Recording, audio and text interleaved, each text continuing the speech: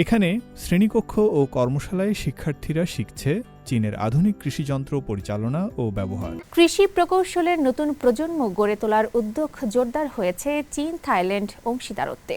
থাইল্যান্ডের একটি বিশ্ববিদ্যালয়ে প্রতিষ্ঠিত যৌথ উদ্ভাবন কেন্দ্রে শিক্ষার্থীরা হাতে কলমে শিখছে চীনের আধুনিক কৃষিযন্ত্র সম্পর্কে।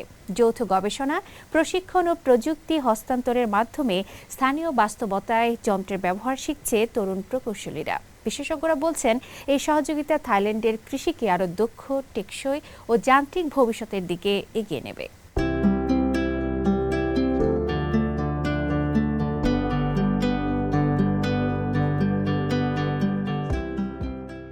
মধ্য থাইল্যান্ডের নাখুন পাঠম প্রদেশের কাসেটসার্ট বিশ্ববিদ্যালয়ের কামফেং সায়েন ক্যাম্পাসে নতুনভাবে গড়ে উঠছে থাই কৃষির ভবিষ্যৎ।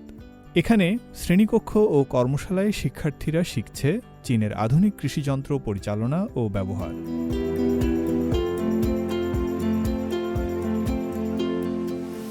সম্প্রতি উদ্বোধন করা হয়েছে চীন থাইল্যান্ডের কৃষি ও কৃষি যান্ত্রিকীকরণ প্রযুক্তির ল্যাংকাং ম্যাকং যৌথ উদ্ভাবন কেন্দ্র। কেন্দ্রটি দুই দেশের সহযোগিতার একটি গুরুত্বপূর্ণ মাইলফলক, যার লক্ষ্য হল এমন তরুণ কৃষি প্রকৌশলী তৈরি করা যারা ভবিষ্যতের কৃষি প্রযুক্তি ও যান্ত্রিকীকরণের চ্যালেঞ্জ মোকাবিলা করতে পারবে। শিক্ষার্থীরা এখানে বাস্তব কৃষিযন্ত্র নিয়ে কাজ করার সুযোগ পাচ্ছে। কৃষি প্রকৌশলী তৈরি করতে হলে বিভিন্ন ধরনের প্রযুক্তি শেখা জরুরি, আর কৃষি প্রযুক্তিতে চীন বেশ এগিয়ে আছে। কেন্দ্রটি অনেক শিক্ষার্থীর জন্য বাস্তব অভিজ্ঞতা অর্জনের সুযোগও তৈরি করেছে। এই গবেষণা ও প্রশিক্ষণের মূল লক্ষ্য হল কঠিন পরিবেশে কৃষিযন্ত্রের কার্যকারিতা পরীক্ষা করা এবং স্থানীয় খামারের জন্য সেগুলোকে উপযোগী করে তোলা। দ্রুত বিকাশমান কৃষি প্রযুক্তির বড় অংশই চীন থেকে এসেছে। তবে এইসব প্রযুক্তি সরাসরি ব্যবহার করতে হলে স্থানীয় পরিবেশ অনুযায়ী সেগুলোকে উন্নত ও অভিযোজিত করতে হবে। যৌথ গবেষণা ও মতবিনিময় এই প্রক্রিয়াকে আরও সমৃদ্ধ করে। থাই কৃষিক্ষেত্রে যান্ত্রিকীকরণের প্রয়োজনীয়তা ক্রমেই বাড়ছে। গ্রামীণ শ্রমশক্তি কমে যাওয়া এবং জলবায়ু পরিবর্তনের কারণে কৃষকদের উৎপাদন ধরে রাখতে এখন নির্ভর করতে হচ্ছে নতুন প্রযুক্তির উপর।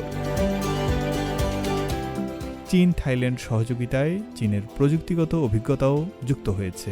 চীনের কৃষি বিশ্ববিদ্যালয়ের অধ্যাপক ইয়াং মিনলি বলেন, উদ্যোগটি ল্যাংকাং ম্যাকং সহযোগিতা কাঠামোর অন্তর্ভুক্ত দেশগুলোর জন্য উপকারী হবে।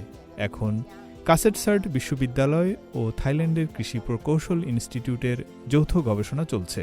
পাশাপাশি শিক্ষার্থী ও শিক্ষকদের বিনিময়ে যৌথভাবে স্নাতকোত্তর শিক্ষার্থী প্রশিক্ষণ এবং তরুণ বিজ্ঞানী গড়ে তোলার উদ্যোগও নেওয়া হয়েছে।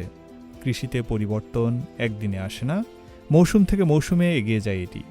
চীনা প্রযুক্তি ও থাই উদ্ভাবনী শক্তির সমন্বয়ে নতুন প্রজন্মের কৃষি প্রকৌশলীরা এখন তৈরি করছেন সেই পরিবর্তনের সেতুবন্ধন।